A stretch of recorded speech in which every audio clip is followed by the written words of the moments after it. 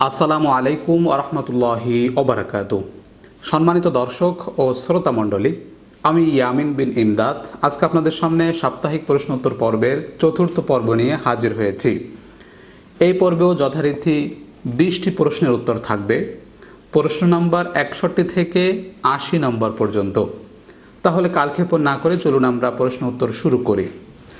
61 নম্বর প্রশ্ন ঠাকুরগাঁও থেকে লিখেছিলেন সামিয়া আফরোজ।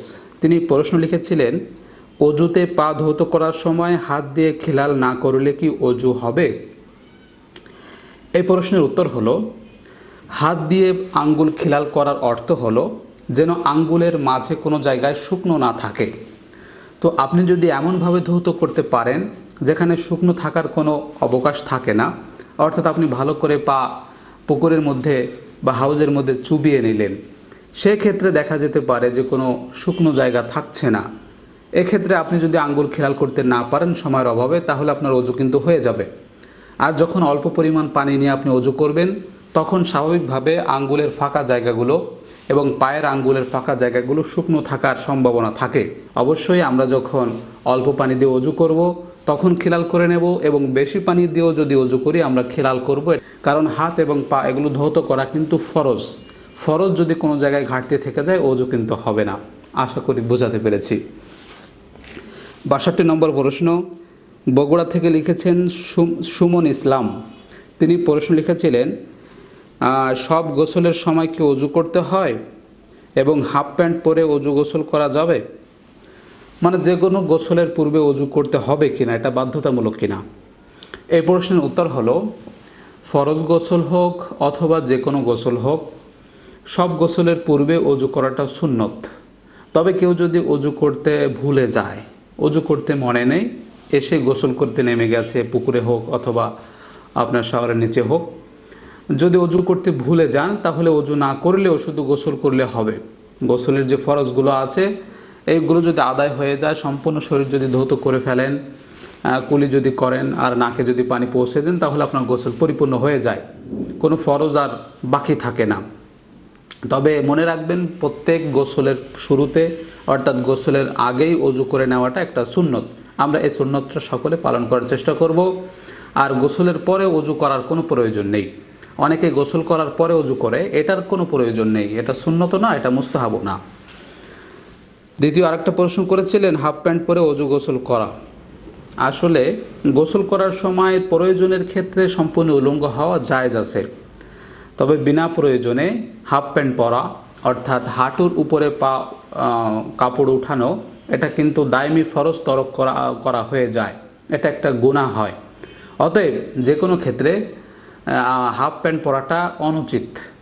একা থাকেন অথবা জনসমাগমে থাকেন, হাফ প্যান্ট পরাটা অনুচিত এবং এটা আপনার দায়মি ফরজকে তরক করে। সুতরাং হাফ প্যান্ট পরে অজু গোসল না করাই উত্তম। তবে বাথরুমের মধ্যে যদি এরকম অবস্থা হয়ে যায়, জামা কাপড় খুলে ফেলছেন, এখন অজু করার সময় হয়েছে বা গোসল করবেন, আপনি একা একা করতে পারেন শুধুমাত্র ওয়াশরুমের ভিতরে।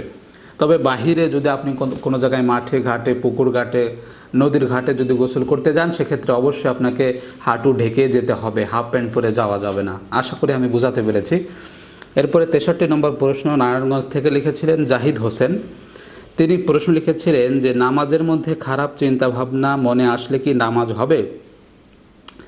আসলে নামাজের মধ্যে শয়তানের ওয়াসওয়াসা আসতে পারে, এটা স্বাভাবিক। যখনই ওয়াসওয়াসা আসবে তখন আমরা আস্তাগফিরুল্লাহ আস্তাগফিরুল্লাহ পাঠ করব। কেমন? নামাজের মধ্যে খারাপ চিন্তাভাবনা আসলে নামাজ ভঙ্গ হয় না। এটা সমস্ত মানুষের ক্ষেত্রেই, সমস্ত মুসলমানের ক্ষেত্রে এই ওয়াসওয়াসাটা চলে আসা স্বাভাবিক। অতএব এটা নামাজ ভঙ্গের কারণ নয়। তবে যখনই এরকম কোনো ওয়াসওয়াসা চলে আসবে, দুনিয়াবি চিন্তা চলে আসবে, তখনই আমরা আস্তাগফিরুল্লাহ পাঠ করব মনে মনে, আস্তাগফিরুল্লাহ আস্তাগফিরুল্লাহ আস্তাগফিরুল্লাহ। এরকম পাঠ করার পরে আমরা আবার সূরা কেরাত যা পড়তেছিলাম পড়তে শুরু করে দেব মনোযোগ সহকারে, ইনশাআল্লাহ তখন এই ওয়াসওয়াসা কেটে যাবে। এরপরে 64 নম্বর প্রশ্ন উত্তরা থেকে লিখেছিলেন কামরুন নাহার। তিনি প্রশ্ন লিখেছিলেন, স্বামীকে না জানিয়ে জমানো টাকা থেকে কি দান করা যাবে, দান সদকা করা যাবে? এই প্রশ্নের উত্তর হলো, স্বামী যদি আপনাকে অনুমতি দেয় যে এই টাকা থেকে তুমি খরচ করতে পারো, এটা আমি তোমাকে দিলাম, অথবা আমি রাখলাম, তুমিও খরচ করো আমিও খরচ করি, এরকম বোঝাপড়া যদি স্বামীর সাথে থাকে তাহলে আপনি না জানিয়ে খরচ করতে পারেন। তবে স্বামী যদি আপনাকে আমানত দেয় যে এই টাকাটা রাখো, যখন প্রয়োজন হবে তখন আমাকে দিবা, এই রকম আমানতের ক্ষেত্রে আপনি খরচ করতে পারেন না। আপনি তার অনুমতি ব্যতীত দান সদকা করতে পারেন না। তবে আপনাদের মধ্যে যদি আন্ডারস্ট্যান্ডিং থাকে যে এই টাকা আমিও খরচ করতে পারি, তুমিও খরচ করতে পারো, কোনো অসুবিধা নেই, সেই ক্ষেত্রে আপনি সেখানের অনুমতির প্রয়োজন পড়বে না। আশা করি বুঝতে পেরেছেন। 65 নম্বর প্রশ্ন চট্টগ্রাম থেকে লিখেছিলেন তাসলিমা। তিনি প্রশ্ন লিখেছিলেন, ফরজ রোজার কাজা বাকি থাকলে কি নফল রোজা রাখা যাবে? হ্যাঁ, নফল রোজা রাখা যাবে। অনেক মহিলাদের রমজানের ফরজ রোজা কাজা থেকে যায়, এরপরে শাওয়ালের রোজা, এরপরে আবার আরাফার রোজা, জিলহজ মাসের রোজা, এই রোজাগুলো রাখতে পারবে। ফরজ রোজার কাজা হাতে থাকা সত্ত্বেও এই নফল রোজাগুলো রাখা যাবে, এতে কোনো সমস্যা নেই। এরপরে 66 নম্বর প্রশ্ন গোপালগঞ্জ থেকে লিখেছিলেন নিজাম। তিনি প্রশ্ন লিখেছিলেন, একই ব্যক্তি যদি পাড়া প্রতিবেশী, আত্মীয়, এতিম হয় তাহলে কি কুরবানির গোশতের 3 ভাগ থেকেই তাকে দিতে হবে? আসলে তিনি প্রশ্ন হয়তো বোঝাতে চেয়েছেন এরকম যে কুরবানির গোশত তো 3 ভাগ করতে হয়, 1 ভাগ আত্মীয় স্বজন, 1 ভাগ পাড়া প্রতিবেশী, দায়ী যাদেরকে বলি আমরা, বংশের লোকজন। এখন একজন ব্যক্তি যদি গরিব হয়, আত্মীয় হয়, আবার প্রতিবেশী হয়, তাহলে কি 3 ভাগ থেকেই সে পাবে কিনা? এর উত্তর হলো যে গরুর গোশত 3 ভাগ করাটা জরুরি বিষয় নয়। গরুর গোশত, কুরবানির গরুর গোশত 3 ভাগই করতে হবে, এটা কিন্তু জরুরি বিষয় নয়। এটা পরিস্থিতি বিবেচনা করে ভাগ করতে হবে, বন্টন করতে হবে। তবে আমরা যে 3 ভাগ করে থাকি এটা কিন্তু একটা উত্তম পদ্ধতি, খুব ভালো পদ্ধতি, এটা আমরা অনুসরণ করতে পারি। তবে কেউ যদি আত্মীয় হয়, এতিম হয়, তারপরে আপনার প্রতিবেশী হয়, আপনি 1 ভাগ থেকেই তাকে দিতে পারেন।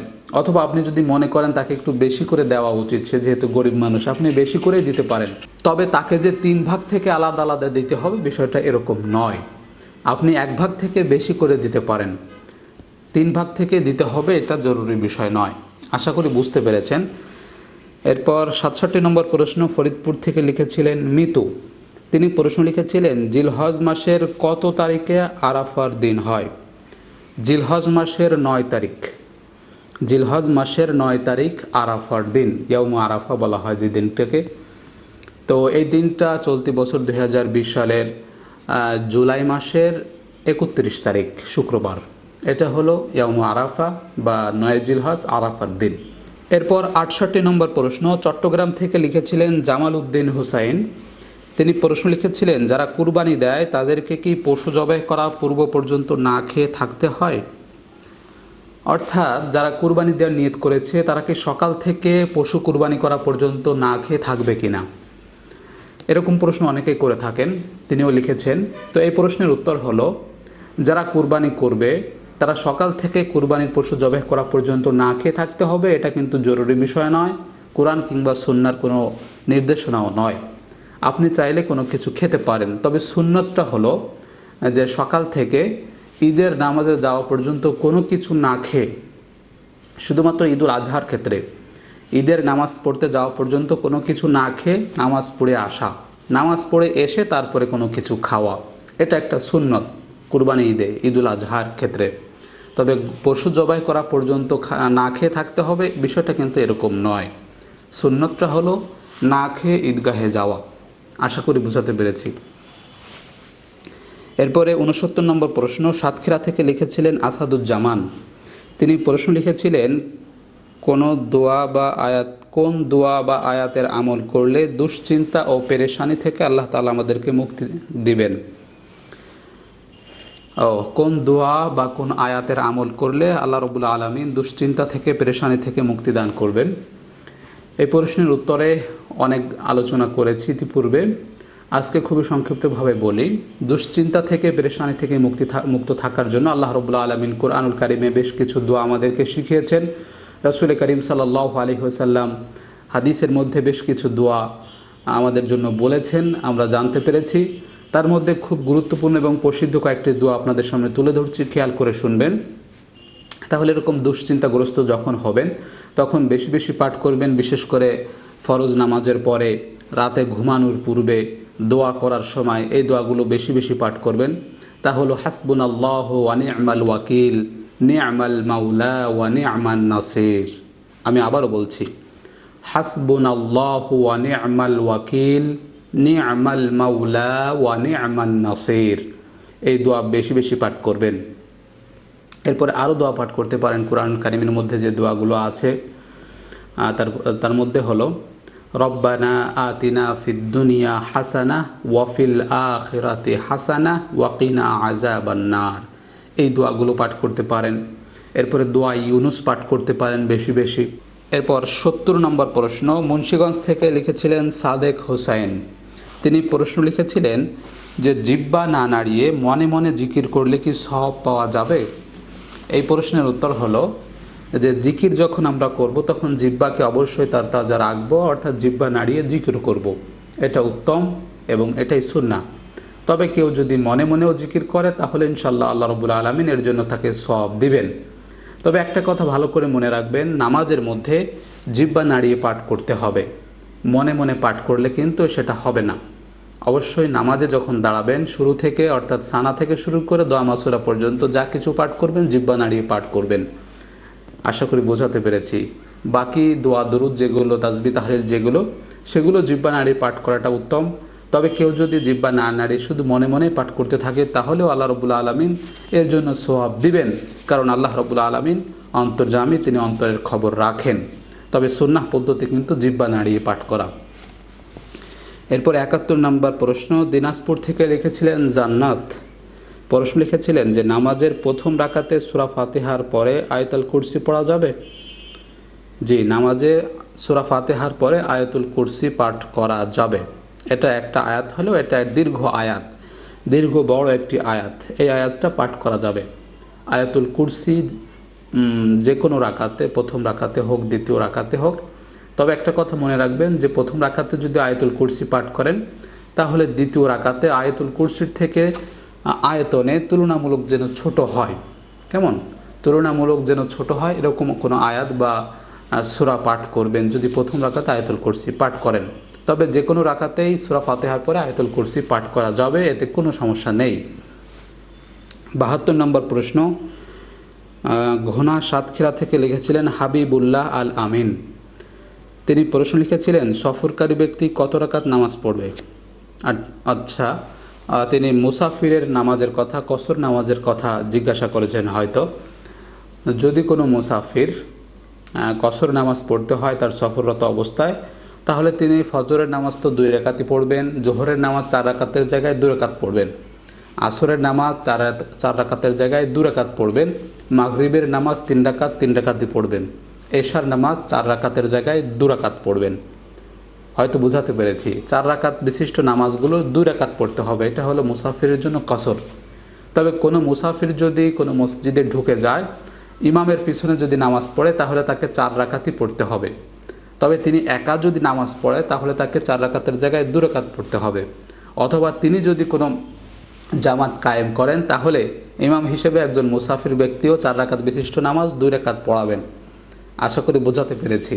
মাগরিবের নামাজ 3 রাকাত 3 রাকাতই পড়তে হবে, পড়াতে হবে। এরপরে ৭৩ নম্বর প্রশ্ন ঢাকা থেকে লিখেছিলেন মিম। তিনি প্রশ্ন লিখেছিলেন যে জিকির, দুরুদ, তওবা, দোয়া পাঠ করার পূর্বে কি আউযুবিল্লাহ বিসমিল্লাহ পড়া যাবে? আচ্ছা, জিকির, আজগার, দোয়া, দুরুদ, তাসবিহ পাঠ করার পূর্বে কি আউযুবিল্লাহ বিসমিল্লাহ পাঠ করতে হবে কিনা বা পড়া যাবে কিনা? এই প্রশ্নের উত্তর হলো যে দোয়া, দুরুদ, তাওবা, ইস্তেগফার, জিকির এগুলো পাঠ করার পূর্বে আউযুবিল্লাহ বিসমিল্লাহ পাঠ করতে হয় না। তবে আপনি যদি পাঠ করেন এতে কোনো সমস্যা হবে না ইনশাআল্লাহ। এরপরে ৭৪ নম্বর প্রশ্ন নবাবগঞ্জ থেকে লিখেছিলেন, নবাবগঞ্জ দিনাজপুর থেকে লিখেছিলেন শহীদ মিয়া। প্রশ্ন লিখেছিলেন যদি কোনো আদিবাসী বিপদে পড়ে মুসলমানদের মাঝে গরু ছাগল মান্নত করে তাহলে কি সেটা মুসলমানদেরকে খাওয়ানো যাবে? আচ্ছা, তিনি হয়তো বোঝাতে চেয়েছেন কোনো আদিবাসী অমুসলিম যদি মুসলমানদের কাছে মান্নত করে, মুসলমানদের কোনো দরগায় বা ইত্যাদি হয়তো বোঝাতে চেয়েছেন, যদি মান্নত করে তাহলে সেটা মুসলমানদেরকে খাওয়ানো যাবে কিনা। এই প্রশ্নের স্পষ্ট উত্তর হলো কোনো অমুসলিমের মান্যত সেটা নিশ্চয়ই আল্লাহ রাব্বুল আলামিনের উদ্দেশ্যে হয় না, যেহেতু তার মধ্যে শিরিক রয়েছে, একত্ববাদে তিনি বিশ্বাসী নন। অতএব তার সেই মান্যতটা মুসলমানদের মধ্যে বন্টন করা যাবে না, এটা জায়েজ নেই। কোনো অমুসলিম যদি কোনো কিছু খাবার প্রতিবেশী হিসেবে মুসলমানদেরকে দেয়, সেগুলো খাওয়া যাবে, সেগুলো জায়েজ। তবে যদি সে মান্যত করে, যেখানে মান্যত করুক, মুসলমানদের দরগায় হোক, হিন্দুদের মন্দিরে হোক, আর যেখানেই হোক না কেন, কোনো অমুসলিম যদি মান্যত করে, অবশ্যই সেই মান্যতের খাবারটা মুসলমান খেতে পারবে না, যে কোনো খাবার হোক। আশা করি বুঝতে পেরেছেন। এরপরে 75 নম্বর প্রশ্ন, মিরপুর ঢাকা থেকে লিখেছিলেন কামরুন নাহার। তিনি প্রশ্ন লিখেছিলেন কাজা নামাজের পরে তাসবিহ পাঠ করতে হবে কিনা, আজানের জবাব দিতে না পারলে পরে দেওয়া যাবে কিনা। দুইটি প্রশ্ন। তো প্রথম প্রশ্নের উত্তর হলো, কাজা নামাজের ক্ষেত্রে অবশ্যই জরুরি বিষয় হলো যে ফরজটা ছুটে গেছে সেটা আগে আদায় করা। মনে করেন জোহরের নামাজ আপনার কাজা হয়ে গেছে, তখন আপনাকে জোহরের 4 রাকাত ফরজ নামাজ পড়াটা আপনার উপর বাধ্যতামূলক কাজা হিসেবে। তবে আপনি যদি সময় থাকে তাহলে আপনি সুন্নাতে মুআক্কাদা যেটা আছে সেটাও আদায় করতে পারেন। আরও যদি হাতে সময় থাকে তাহলে আপনি তাসবিহগুলো পাঠ করতে পারেন। প্রত্যেক ফরজ নামাজের পরে যে তাসবিহগুলো আছে, সুবহানাল্লাহ, আলহামদুলিল্লাহ, আল্লাহু আকবার ইত্যাদি, এই তাসবিহগুলো আপনি ফরজ নামাজের পরে সময় থাকলে পাঠ করতে পারেন। তবে আপনার জন্য জরুরি বিষয় হলো 4 রাকাত জোহরের কাজা যে ফরজ নামাজটা হয়েছে সেটা আদায় করা। এরপর আনুষঙ্গিক যেগুলো আছে সময় থাকলে, সুযোগ থাকলে অবশ্যই আদায় করতে পারবেন, তবে সেটাও আদায় করাটা জরুরি বিষয় না। হয়তো আমি বোঝাতে পেরেছি আপনাদেরকে। এরপরে 76 নম্বর প্রশ্ন, অস্ট্রেলিয়ার ব্রিসবেন থেকে আহমদ ফরিদ। তিনি লিখেছিলেন সূর্যোদয় এবং সূর্যাস্তের সময় নামাজ পড়া হারাম, তবে এই সময় কি দোয়া পড়া যাবে? এই প্রশ্নের উত্তর হলো, সূর্যোদয় এবং সূর্যাস্তের সময় নামাজ পড়া হারাম, তবে আপনি যে কোনো দোয়া পাঠ করতে পারেন, কোরআন তেলাওয়াত করতে পারেন, মুনাজাত করতে পারেন, এতে কোনো নিষেধাজ্ঞা নেই। সূর্যাস্ত এবং সূর্যোদয়ের সময় দোয়া করা, জিকির করা, কোরআন তেলাওয়াত করা, এতে কোনো নিষেধাজ্ঞা নেই, এগুলো সবই করা যাবে। এবার 77 নম্বর প্রশ্ন, বরিশাল থেকে লিখেছিলেন রাশেদুল ইসলাম। তিনি প্রশ্ন লিখেছিলেন হাতে তালি দেওয়া, মুখে শীষ বাজানো কি জায়েজ আছে? এই প্রশ্নের উত্তর হলো, হাতে তালি দেওয়া বা মুখে শীষ দেওয়া এটা ইসলামী সংস্কৃতি নয়, এগুলো বিজাতীয় সংস্কৃতি, অতএব এগুলো পরিহার করা উচিত। তবে এগুলোর নিষেধাজ্ঞার ব্যাপারে কোনো হাদিস বা কোরআনের আয়াত স্পষ্টভাবে প্রমাণ নেই, এজন্য আমরা বলতে পারি এটা সরাসরি হারাম নয়, তবে এগুলো যেহেতু বিজাতীয় সংস্কৃতি, এগুলো মুসলমানদের পরিহার করাই উত্তম। এরপর 78 নম্বর প্রশ্ন, ময়মনসিংহ থেকে লিখেছিলেন নীলা। তিনি প্রশ্ন লিখেছিলেন শরীরে ক্রিম বা লোশন ব্যবহার করা যাবে? হ্যাঁ, এই প্রশ্নের উত্তর হলো শরীরে লোশন বা ক্রিম ব্যবহার করা যাবে, এতে কোনো সমস্যা নেই। লোশন বা ক্রিম ব্যবহার করে নামাজ পড়াও যাবে, তাতে সমস্যা নেই। এরপর 79 নম্বর প্রশ্ন, চাঁপানবাবগঞ্জ থেকে লিখেছিলেন আজম আলী। তিনি প্রশ্ন লিখেছিলেন মোবাইলে কোরআন পড়লে কি অজু করা লাগবে? এই প্রশ্নের উত্তর হলো, মোবাইলে কোরআন পড়লে স্ক্রিনে আঙ্গুলে টাচ করে তাতে অজু করার প্রয়োজন নেই। তবে অবশ্যই মোবাইলে কোরআন পড়তে গেলে অজু থাকাটা এটা একটা আদব। তবে কারো যদি অজু ছুটে যায় তাহলে তার জন্য অজু করতে হবে না মোবাইলে পড়ার জন্য। 80 নম্বর প্রশ্ন, ঢাকার সাভার থেকে লিখেছিলেন সুমি আক্তার। তিনি প্রশ্ন লিখেছিলেন জায়নামাজে মসজিদের ছবি থাকলে কি নামাজ হবে বা অন্ধকারে নামাজ পড়া যাবে কিনা? এই প্রশ্নের উত্তর হলো, জায়নামাজে ছবি থাকলে তাতে নামাজের কোনো ক্ষতি হবে না, তবে জায়নামাজটা এমন হওয়া উচিত যাতে কোনো ছবি না থাকে, যাতে নামাজের কোনো সমস্যা না হয়। আর অন্ধকারে নামাজ পড়া বা আলোতে নামাজ পড়া, এতে কোনো সমস্যা নেই। অন্ধকারেও নামাজ পড়া যায়, আলোতেও নামাজ পড়া যায়, কোনো সমস্যা নেই। আশা করি আমি বোঝাতে পেরেছি।